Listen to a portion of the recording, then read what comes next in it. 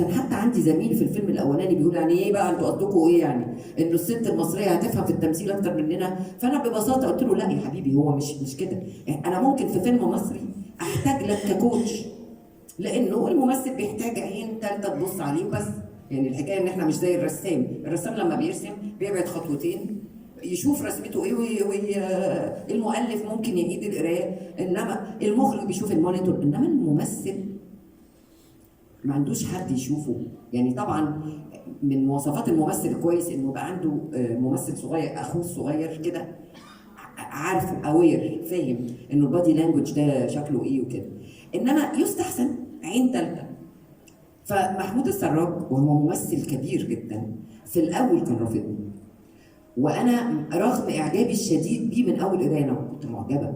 هو ممثل كبير قوي يعني، وهو بأمارة انه دلوقتي عامل مشترك اكبر في حاجات مصريه كتير.